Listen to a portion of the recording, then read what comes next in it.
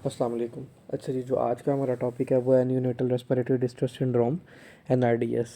इससे पहले जो हमने पढ़ा था वो था एक्यूट रेस्पिरेटरी डिस्ट्रेस सिंड्रोम पढ़ा था, डिटेल में पढ़ा था ये काफ़ी ना। ये जो हमारा न्यूनेटल रेस्पिरेटरी डिस्ट्रेस सिंड्रोम है ये हमारी स्टेप 1 पे नहीं मेंशन, ये स्टेप 2 वाली बुक पे लिखा हुआ है, ठीक है, फर्स्ट एड की। लेकिन हम इसको कोशिश करेंगे कि यहाँ से कवर कर लें डिटेल में कि कोई चीज़ वहाँ से भी हमारी रह ना जाए। अच्छा, सबसे पहले आपको न्यूनेटल रेस्पिरेटरी डिस्ट्रेस सिंड्रोम में ये पता होना चाहिए कि नॉर्मली ना हमारे सरफेक्टेंट होते हैं बॉडी में ना, लंग्स में स्पेसिफिकली ना, लंग्स में प्रेजेंट होते हैं। इनका काम क्या होता है कि किसको कम करना होता है, उन्होंने सरफेस टेंशन को कम करना होता है, ठीक है।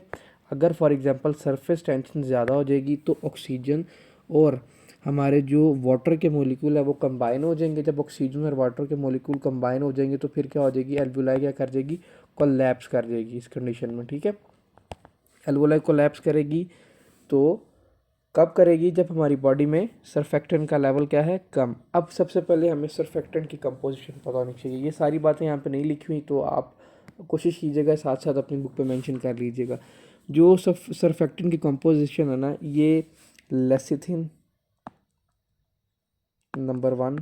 और किससे बनता है ये कुछ प्रोटीन होती हैं जिनका नाम होता है protein A, B, C, D। ये कुछ नाम है प्रोटीन्स के, इनसे मिलके बनता है। और किससे ये बनता है, कोलेस्ट्रॉल से बनता है। कौन, सरफेक्टेंट हमारी बॉडी में। अगर सरफेक्टेंट कम होगी तो सरफेस टेंशन ज़्यादा, आपके एल्वुलाई क्या कर देंगे, कोलैप्स कर देंगे, ठीक है। किस किस से मिलके बनता है, लेसिथिन से, कोलेस्ट्रॉल से, protein A, B, C, D। और किससे बनता है, स्फिंगोमाइलिन, ठीक है। ये 3 से 4 इंपॉर्टेंट चीज़ें हैं जिससे मिलके क्या बनता है, हमारा सरफेक्टेंट बनता है। अच्छा, एग्जामिनर ना एक क्वेश्चन पूछ लेता है, वो ये मेंशन करता है कि कौन सी मोस्ट कॉमन प्रोटीन है जो इसमें रेस्पिरेटरी न्यूनेटल डिस्ट्रेस सिंड्रोम में डेफिसिट होती है। उसमें जो इसका आंसर होगा ना वो प्रोटीन बी होगा। जो प्रोटीन बी है ना, इसका लेवल डिक्रीज होता है किसके अंदर, most likely most common neonatal respiratory distress syndrome है, ठीक है। ये एग्जामिनर पूछता है क्वेश्चन तो ये आपने याद रखना है। तो उसको बताना है कि जी ये वाली प्रोटीन है जिसका लेवल क्या होता है, डिक्रीज होता है, प्रोटीन बी का। ये MCQs है, मैं यहाँ पे मेंशन कर देता हूँ, अक्सर एग्जामिनर ये पूछ लेता है। अच्छा, अब देखें, सरफेक्टेंट सरफेस टेंशन को कम करते हैं। सरफेस टेंशन कम होगी तो क्या होगा, हमारे एल्वुलाई कोलैप्स नहीं करेंगे। मैंने आपको यही बताया ना। अब सरफेक्टेंट की सिंथेसिस कब होती है, हम वो देखते हैं कि जी कब हमारी बॉडी में सरफेक्टेंट सिंथेसाइज होंगे। अगर सिंथेसाइज नहीं हो रही तो क्या रीज़न है इसकी ना सिंथेसाइज होने की। देखें, जो हमारी बॉडी में सरफेक्टेंट है ना, इसकी प्रोडक्शन स्टार्ट होती है 28 वीक्स पे ना, ड्यूरिंग प्रेगनेंसी। 28 वीक से इसकी सरफेक्टेंट की प्रोडक्शन स्टार्ट होती है टिल 34 वीक्स तक, ठीक है। इसकी प्रोडक्शन होती रहती है, ठीक है। इसके अंदर कोलेस्ट्रॉल से बनता है, लेसिथिन से बनता है, स्फिंगोमाइलिन से बनता है, फिर प्रोटीन्स कुछ होती हैं वो मिल के बना रही होती हैं। 28 वीक से लेके 34 वीक तक इसमें टाइम होता है जिसमें सारी आपकी सरफेक्टेंट की क्या होती है, सिंथेसिस होती है, ठीक है। अब देखें, अब फॉर एग्जांपल इस डिज़ीज़ में क्या होता है। इस डिज़ीज़ में मैंने जैसे पहले बताया कि सरफेक्टेंट की डेफिशिएंसी होती है, सरफेस टेंशन ज़्यादा और हमारे लंग्स कोलैप्स कर जाएंगे, ठीक है। पेशेंट हमारे पास कब आएगा, 48 से 96 आवर आफ्टर डिलीवरी बेबी हमारे पास चिल्ड्रन आएगा, ठीक है, न्यूनेट आएगा हमारे पास। कि 48 से 96 घंटे बाद ही पेशेंट को इशू स्टार्ट हो गया है, पेशेंट को सांस नहीं लिया जा रहा। अब देखें, हमने पीछे अब थोड़ा सी इसके बात करते हैं पैथोफिजियोलॉजी की, कि किस तरह फॉर एग्जांपल अगर पेशेंट में अगर एल्वुलर कोलैप्स हो गया तो क्या होगा। ये आपने ऑलरेडी पहले पढ़ा हुआ है, जो पिछली एम्फोसीमा वाली वीडियो है और उससे पहले जो एक्यूट रेस्पिरेटरी डिस्ट्रेस सिंड्रोम है उसमें भी मैंने सारी पैथोफिजियोलॉजी ऑलरेडी एक्सप्लेन की हुई है। मैं एक दफ़ा इधर दोबारा एक्सप्लेन कर देता हूँ पैथोफिजियोलॉजी। देखें, अब देखिए, जब एल्वुलाई कोलैप्स कर गई इस पेशेंट के अंदर, अब आपने इंपॉर्टेंट पॉइंट देखने से, जब एल्वुलाई कोलैप्स करेंगे तो क्या होगा, प्रोटीन लीक होगी इस पेशेंट के अंदर, ठीक है। प्रोटीन लीक होगी तो क्या हो जाएगा, पेशेंट को पल्मोनरी एडीमा, पहली इंपॉर्टेंट बात, ठीक है, नंबर 1। अब देखें, जब फॉर एग्जांपल यहाँ पे एल्वुलर डिस्ट्रक्शन हो रही है तो यहाँ पे न्यूट्रोफिल्स भी आएंगे, ठीक है। न्यूट्रोफिल आएंगे यहाँ पे, वो आगे क्या करेंगे, प्रोटीएज की एक्टिविटी को बढ़ा देंगे। आप देखें प्रोटीएज की एक्टिविटी बढ़ गई, अगेन क्या होगी, डिस्ट्रक्शन होगी किसकी, एल्व्यूलर एयर सैक की। ये मैंने पहले काफ़ी डिटेल में बताया कि कैसे होंगी, आप वीडियो देख लें एम्फोसीमा की या एक्यूट रेस्पिरेटरी डिस्ट्रेस सिंड्रोम की। न्यूट्रोफिल आए, उन्होंने भी क्या करवा दिया यहाँ पे, डिस्ट्रक्शन करवा दी। अब एक पेशेंट सर्फेक्टेंट की जिसमें डेफिशिएंसी है, सरफेस टेंशन ज़्यादा, जब सरफेस टेंशन ज़्यादा होगी एल्वुलर कोलैप्स करेंगे, एल्वुलर कोलैप्स करेंगे तो प्रोटीन लीक होगी, मोस्ट लाइकली कौन सी होगी, एल्ब्यूमिन प्रोटीन होगी। पेशेंट के अंदर क्या हो जाएगा, पल्मोनरी एडीमा हो जाएगा। न्यूट्रोफिल्स वहाँ पे आएंगे, प्रोटीएज की एक्टिविटी बढ़ जाएगी, मैक्रोफेज न्यूट्रोफिल आएंगे, प्रोटीएज की एक्टिविटी बढ़ेगी, एंटी प्रोटीएज की डिक्रीज कर देगी, जिसकी वजह से दोबारा क्या हो जाएगी, डिस्ट्रक्शन हो जाएगी इसकी एल्व्यूलर एयर सैक की। ठीक है, जो हमारे पास ये फोस्फेटिडाइल कोलिन होता है ना, जिसको हम लेसिथिन भी कहते हैं, इसकी क्वांटिटी ज़्यादा होती है एज़ कम्पेयर टू स्फिंगोमाइलिन। इसीलिए इसके अंदर जो पेशेंट के अंदर, इस नॉर्मल पेशेंट के अंदर हम जो रेशो देखते हैं ना, वो होती है 2:1 किसकी, लेसिथिन और स्फिंगोमाइलिन की। ये भी एमसीक्यूज आता है कि इनकी नॉर्मल रेशो क्या है। लेसिथिन और स्फिंगोमाइलिन की कितनी रेशो होती है, 2:1, ये नॉर्मल होती है।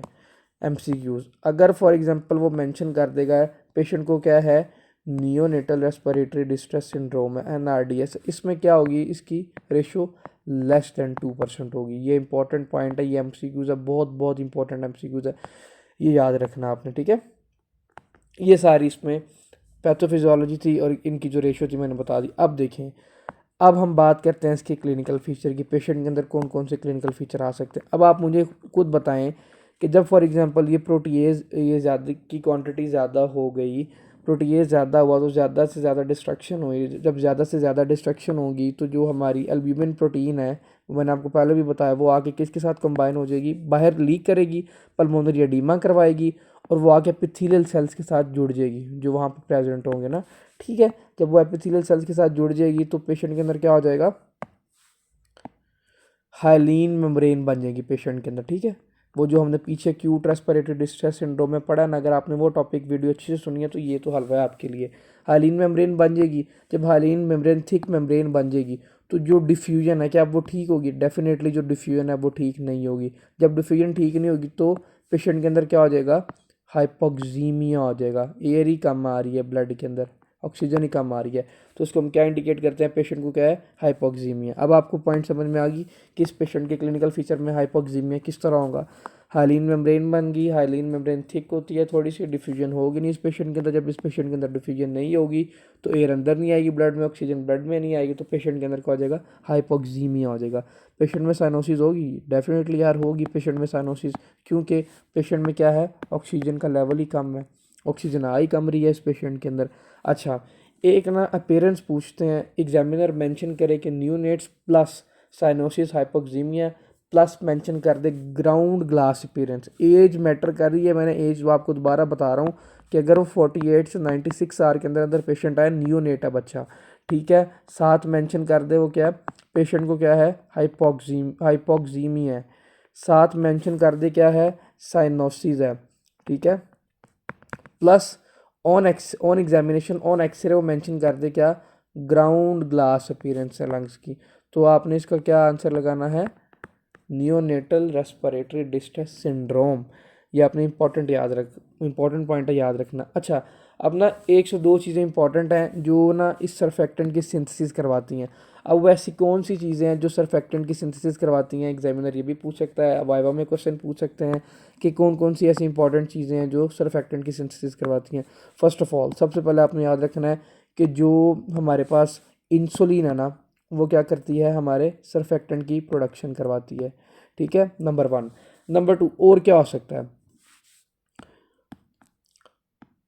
स्टीरॉयड होते हैं ना जो, वो भी सर्फेक्टेंट की सिंथेसिस में क्या करते हैं, हेल्प करते हैं। जब मैं इसके ट्रीटमेंट बताऊंगा ना तो मैं आपको बताऊंगा कि इस पेशेंट के अंदर अगर फॉर एग्जांपल किसी को नियोनेटल रेस्पिरेटरी डिस्ट्रेस सिंड्रोम है तो उसको हमने स्टीरॉयड क्यों देना है, क्या इसका मैकेनिज्म ऑफ एक्शन है। ठीक है, स्टीरॉयड। नंबर 3 पे बात करते हैं और कौन से हो सकती हैं, for example normal vaginal delivery. अब ये कुछ इंपॉर्टेंट फैक्टर हैं जो क्या करते हैं, सिंथेसिस करते हैं सर्फेक्टेंट की। अब हम सबसे पहले बात करते हैं जी, ये दो इंपॉर्टेंट है मेन, स्टीरॉयड और नॉर्मल वजाइनल डिलीवरी। इसमें भी जो नॉर्मल वजाइनल डिलीवरी है, पहले मैं इसको एक्सप्लेन करता हूँ, एग्जामिनर पूछता ये है। नॉर्मल वजाइनल डिलीवरी में ये होता है कि फॉर एग्जांपल एक फीमेल लेडी है, उसकी डिलीवरी है।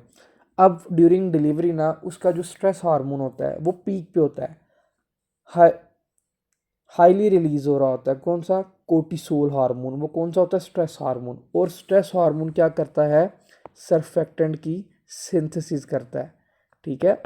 उस time, on that specific time क्या होगा कि वो सर्फेक्टेंट की सिंथेसिस कर रहा होगा। कौन सा? Stress hormone during vaginal delivery surfactant की सिंथेसिस करता है, कोर्टिसोल हार्मोन। अब देखें जी, फॉर एग्जांपल एक पेशेंट है, उसका सी सेक्शन हुआ, उसका जो बेबी है वो ब्रीच है। ब्रीच का मतलब ये है कि जो बच्चे की टांगें हैं वो नीचे की तरफ और सर ऊपर की तरफ है। उस कंडीशन में तो हम नहीं कर सकते क्या? नॉर्मल वजाइनल डिलीवरी, ठीक है। ऑल दो के कुछ मतलब कि जो एक्सपर्टीज़ हैं वो कर सकती हैं for gynaecologist, like external cephalic movement के ज़रिए ना, कि पेशेंट जो बच्चा वो उसके माँ के फीटस के वो है ना पेट के अंदर है, उसको हाथों से घुमा के सीधा करके उसका जो हेड है वो नीचे वाली साइड पे ले आते हैं। इसको बोलते हैं एक्सटर्नल सेफेलिक रोटेशन, ठीक है। लेकिन ये बहुत लीस्ट कॉमन है, ठीक है। नेक्स्ट लेवल पे जाके होता है। नॉर्मली तो क्या होता है? सी सेक्शन ही होता है। अब फॉर एग्जांपल एक पेशेंट है, उसका सी सेक्शन, उसका बच्चा क्या है? ब्रीच है। अब सी सेक्शन में ये होता है कि जो कोर्टिसोल है, स्ट्रेस हार्मोन है, स्ट्रेस तो पेशेंट का लगेगा नहीं, पेशेंट को तो एनेस्थीसिया दिया होगा। अब जब पेशेंट का स्ट्रेस लगा नहीं, कोर्टिसोल रिलीज हुआ नहीं, और जो पेशेंट के लंग्स होंगे क्या वो मेच्योर होंगे? होंगे, लेकिन लेस मेच्योर होंगे इस कंडीशन में, ठीक है। इसीलिए आफ्टर डिलीवरी हम पेशेंट को क्या देते हैं? स्टीरॉयड देते हैं बाहर से खुद। और उसमें भी कौन सा? अगर अगर तो पूछा जाए वर्ल्ड वाइड, इसमें जो है स्टीरॉयड जो मोस्ट कॉमन है जो देते हैं वो है बैक्लोमेथासोन देते हैं। ये भी एमसीक्यूज आया हुआ था कि कौन सी है, लेकिन हमारा एज यूजल जो हमारा कंट्री है उसमें क्या चलता है? डेक्सा ही चलता है, डेक्सामेथासोन चलता है, ठीक है। ये कुछ इंपॉर्टेंट एमसीक्यूज के पॉइंट से बस आपने ये याद रखनी है। इंसुलिन का रोल ये है कि वो सर्फेक्टेंट की सिंथेसिस को बढ़ा देता है, ठीक है। ये कुछ इंपॉर्टेंट फैक्टर्स है जो आपने याद रखनी है इस पेशेंट के अंदर। अच्छा, हमने इसके क्लिनिकल फीचर भी देख लिए, हमने इसकी एसोसिएशन भी देख ली, और चलते हैं आगे इसकी तरफ। इसको एक दफ़ा हम अपनी बुक से रीड कर लेते हैं। कोई इंपॉर्टेंट पॉइंट इसमें अगर मिस हो गया हो तो वो मैं आपको एक्सप्लेन कर देता हूँ, ठीक है। किसी का भी यहाँ तक कोई क्वेश्चन हुआ तो वो पूछ सकता है कमेंट सेक्शन में। Neonatal respiratory distress syndromes. Respiratory distress is due to the inadequate surfactant level. Surfactant is made by the type 2 pneumocytes. ठीक है, ये मैंने आपको पहले बताया। और जो टाइप 1 है वो क्या करते हैं? गैसेस एक्सचेंज करते हैं, ये आपने याद रखना है, ठीक है। टाइप 2 क्या करते हैं? सर्फेक्टेंट की प्रोडक्शन करते हैं। इसमें क्या होता है? फॉस्फेटिडाइलकोलिन, जिसका दूसरा नाम है lecithin, is the major component. ये एमसीक्यूज आता है, ये रट लें ये बातें। Surfactant decrease the surface tension in the lungs, preventing the collapse of the alveolar air sacs after the expiration. कि कोलैप्स नहीं होने देता किसको? एल्व्यूलाई को। अगर फॉर एग्जांपल सर्फेक्टेंट कम है तो सरफेस टेंशन ज़्यादा, सरफेस टेंशन ज़्यादा है तो क्या करेंगे? एल्व्यूलाई हमारे कोलैप्स कर देंगे, ठीक है। Lack of the surfactant lead to the collapse of the air sacs and formation of the hyaline membrane. अब यहाँ पे उसने सिर्फ एक लाइन लिख दी है हाइलिन मेम्ब्रेन वाली, उसकी जो डिटेल है वो हमने कहाँ पढ़ी है? एक्यूट रेस्पिरेटरी डिस्ट्रेस सिंड्रोम में किस तरह बनती है, ठीक है। और थोड़ा सा इसका टच कहाँ भी पड़ा हमने? एम्फोसीमा वाले टॉपिक में भी। तो इसीलिए आप वो वाली वीडियो भी सुनिएगा, यहाँ पे मैंने थोड़ा सा इसका टच दे दिया है, उम्मीद है कि समझ आ जाएगी, ठीक है। आपको अच्छी सी समझ आ जाएगी। अब किस किस के साथ एसोसिएट कर सकती है? Prematurity surfactant production begin at the 28 weeks, adequate levels are not reach until 34 week तक। 28 से लेकर 34 हफ्ते तक ये क्या ड्यूरिंग प्रेगनेंसी इसकी सिंथेसिस होती है। amniotic fluid lecithin to the sphingomyelin ratio is used for the screen for the lung maturity। अच्छा, amniotic fluid में हम रेशियो चेक करते हैं किसकी? लेसिथिन और स्फिंगोमाइलिन की। नॉर्मली क्या मैंने आपको बताई थी? 2:1 होती है, ये नॉर्मल होती है, ठीक है। अगर फॉर एग्जांपल लेस देन 2 है, वो मैंने आपको क्या बताया थी? पेशेंट को क्या? Neonatal respiratory distress syndrome. Phosphatidylcholine lecithin levels increase as surfactant is produced, ठीक है। Sphingomyelin remain constant. Sphingomyelin constant रहता है, लेकिन जो लेसिथिन की रेशियो है, जैसे जैसे सर्फेक्टेंट की प्रोडक्शन होती है वो इंक्रीज होती रहती है, ठीक है। A ratio greater than 2 indicate adequate surfactant production, के प्रोडक्शन अच्छी हो रही है अगर 2 रेशियो 1 है, ठीक है।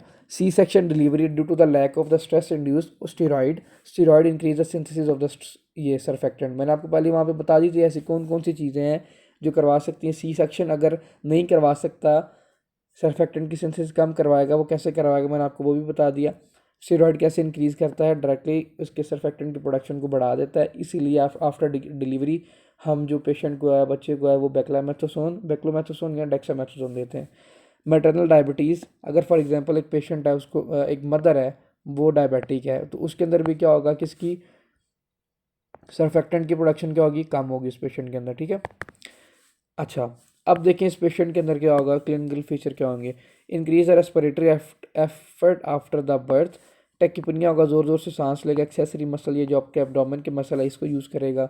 हाइपोक्सीमिया हो जाएगा पेशेंट के अंदर, साइनोसिस हो जाएगी, नीला पड़ना शुरू हो जाएगा। ग्राउंड ग्लास अपीयरेंस, बच्चों ये एमसीक्यूज नहीं बोलना, ये एग्जामिनर क्लियर कट एज का नियोनेट मेंशन करके अगर ग्राउंड ग्लास अपीयरेंस मेंशन कर दे तो इसका आंसर क्या होगा, नियोनेटल रेस्पिरेटरी डिस्ट्रेस सिंड्रोम, ठीक है। कॉम्प्लिकेशन में पेशेंट को हाइपोक्सीमिया हो सकता है, ठीक है, जिसकी वजह से जो डक्टस ये था, ये पेटेंट डक्टस आर्टरियोसिस परसिस्टेंट रहेगा, ख़त्म नहीं होगा, ठीक है। ऑल दो नॉर्मली ख़त्म हो जाता है, लेकिन इस पेशेंट के अंदर पेटेंट डक्टस आर्टरियोसिस परसिस्टेंट रहेगा। और पेशेंट को नेक्रोटाइजिंग एंटीरोकोलाइटिस, फॉर एग्जांपल इस पेशेंट को नेक्रोटाइजिंग एंटीरोकोलाइटिस के साथ भी इसकी एसोसिएशन, अगर फॉर एग्जांपल किसी को न्यूनेटल रेस्पिरेटरी डिस्ट्रेस सिंड्रोम है ना, तो उसके अंदर ये नेक्रोटाइजिंग एंटीरोकोलाइटिस है, ये भी होने के चांसेस हैं। और जो इसका पीडी है ना, ये जो डक्टस आर्टरियोसिस आफ्टर बर्थ बंद हो जाता है, जब लंग्स मैच्योर हो जाते हैं, ठीक है, ये बंद, ये शंटिंग होती है इसकी, कि यहाँ से राइट से लेफ्ट में, ठीक है। नॉर्मली ये होता है बिफोर बर्थ। आफ्टर बर्थ ये होता है कि, अच्छा मैं अब थोड़ा सा यहाँ पे पेटेंट डक्टस आर्टरियोसिस को एक्सप्लेन कर ही देता हूँ। ये देखिए फॉर एग्जांपल ये हार्ट है और ये निकल रही है पल्मोनरी आर्टरी, ये निकल रही आयोटा, ठीक है। ये यहाँ पे ऐसे, यहाँ पे होता है डक्टस आर्टरियोसिस। नॉर्मल ये होना होता है कि जब फॉर एग्जांपल फीटल लाइफ में ना बच्चे के जो लंग्स होते हैं वो मेच्योर नहीं होते, ठीक है। ये राइट कर लें साइड और ये लेफ्ट कर लें, ये इसका आयोटा है और ये इसके पल्मोनरी ट्रंक का ये आयोटा है। नॉर्मल ये होता है कि आफ्टर बिफोर बर्थ ना बच्चे के लंग्स मेच्योर नहीं होते, लंग्स एक्टिव नहीं होते, वो आफ्टर बर्थ होते हैं।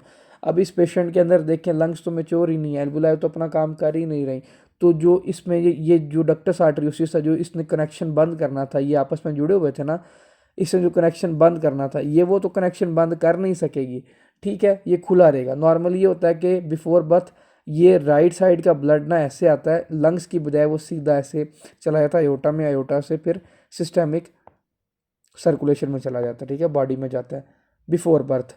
लेकिन आफ्टर बर्थ ये होता है, बिफोर बर्थ मैंने आपको एक पहले वीडियो में बताया था कि राइट साइड पे प्रेशर ज़्यादा होता है, लेकिन आफ्टर बर्थ क्या होता है, लेफ्ट साइड पे प्रेशर क्या कर जाता है, इंक्रीज़ कर जाता है इस पेशेंट के अंदर, ठीक है, आफ्टर बर्थ।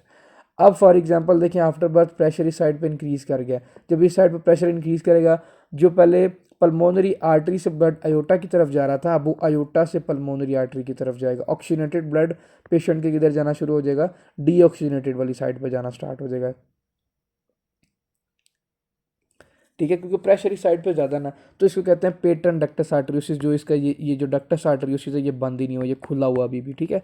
आफ्टर बर्थ इसको बंद हो जाना चाहिए था। और इस पेशेंट के अंदर नेक्रोटाइजिंग एंटीरोकोलाइटिस के भी चांसेस बढ़ जाते हैं। इस पेशेंट को ट्रीट कैसे करेंगे हम, बाहर से इसको 100% ऑक्सीजन देंगे इस पेशेंट को एज सुन एज पॉसिबल। वो आपने सुना तो होगा बच्चे को शीशे में रखा हुआ है, वो इसलिए रखते हैं उसके लंग्स में चोर नहीं होते, ठीक है। लेकिन इसमें ये होता है कि पेशेंट को फ्री रेडिकल इंजरी होने के ज़्यादा से ज़्यादा चांसेस होते हैं। फ्री रेडिकल इंजरी की वजह से जो उसकी रेटिनल आर्टरी है वो उसका डैमेज होने के चांसेस हो सकते हैं, जिसको हम बोलते हैं retinal art injury lead to the, जिसकी वजह से पेशेंट को क्या हो सकता है, ब्लाइंडनेस हो सकती है और ब्रोंकोपल्मोनरी डिस्प्लेजिया हो सकता है, ठीक है। ये 3 से 4 इंपॉर्टेंट पॉइंट है, ये आपने याद रखना है कि पेशेंट के अंदर क्या क्या हो सकता है, ब्रोंकोपल्मोनरी डिस्प्लेजिया, ब्लाइंडनेस हो सकती है पेशेंट के अंदर, और क्या हो सकता है, रेटिनल हेमरेज हो सकता है इस पेशेंट के अंदर, हाइपोक्सीमिया हो सकता है, डक्टस आर्टरियोसिस कैसे परसिस्टेंट रहेगा, और नेक्रोटाइजिंग एंटीरोकोलाइटिस भी हो सकता है। आज मेरा थोड़ा सा गला ख़राब है तो कोशिश कीजिएगा कि आप कंपनसेट कर लें, मेरी तबीयत ज़रा ठीक नहीं है। ये फर्स्ट एड वाली बुक पे तो है नहीं है, तो इसको एक दफ़ा आप अच्छे से यहाँ से रीड कर लीजिएगा। किसी का भी कोई भी क्वेश्चन हुआ तो वो कमेंट सेक्शन में पूछ सकता है। अच्छा चलें, इस तरह करें, मैं आपको थोड़ा सा ना इसका ट्रीटमेंट भी बता देता हूँ कि ट्रीटमेंट क्या करनी है इस पेशेंट के अंदर ना।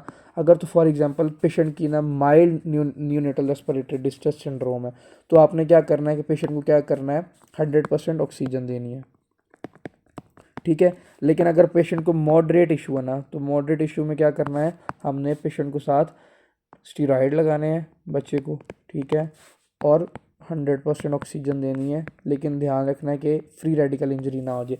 बस इसका यही ट्रीटमेंट होता है और इसका कोई नहीं, क्योंकि स्टीरॉयड क्या करते हैं, आपकी सिंथेसिस करते हैं किसकी, सर्फेक्टेंट की सिंथेसिस करते हैं।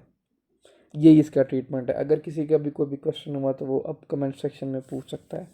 अल्लाह हाफिज़।